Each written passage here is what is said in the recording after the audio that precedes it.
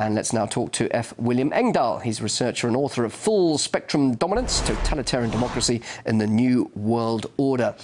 Well, Western countries appear divided on their approach to Syria. We've heard Angela Merkel basically agree with Russia that peace should be reached through the UN and without intervention, while the US said it would bypass the Security Council if it needs to. So what do you make of this conflict in opinions at the moment?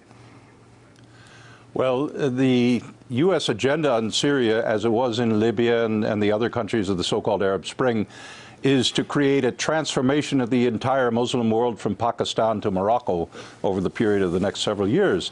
So, of course, Washington is not happy about a negotiated diplomatic settlement. I think the Europeans are much more interested in a diplomatic resolution because they don't want rolling instability.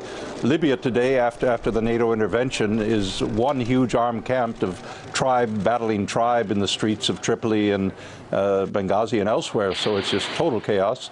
And that wouldn't be at all amenable to European stability and security as well. William, can we talk about the relations we're seeing now developing between Russia and the US over this? Clinton says that Russia's failure to take a definitive stance on Syria should be seen as support for Assad, but Putin directly stated he wants a ceasefire from both sides. Is this old school Bush era, you're with us or against us logic we're seeing here from the States?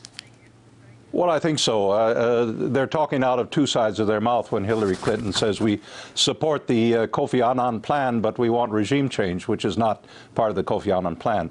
The U.S. wants to essentially push an agenda that's being supported by Saudi Arabia and by Qatar, which is it's turning into a Shia versus Sunni conflict within the Islamic world.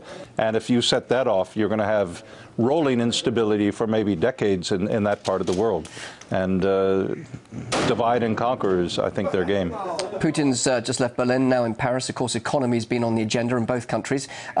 He said that Russia is ready to help Europe's economy get back on track. Can you give us an idea of just how vital Russia is for the EU? Well, I think Russia is vital for the EU, especially for Germany, not only historically, despite the Second World War, but Russia and Germany have a kind of economic synergy that fits quite well together and quite positively.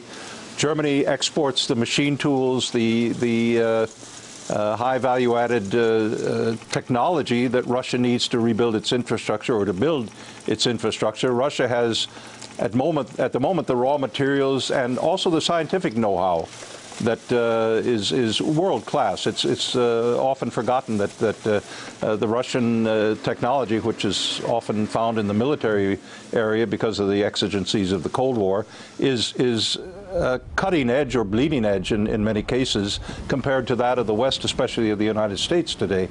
So I think there's a very natural fit with natural gas, energy transfers, and also export of machine tools and German industrial technology to Russia. Strong relations there between the two. What about France? Is there a similar relationship there, particularly bearing in mind we have a new president in France now?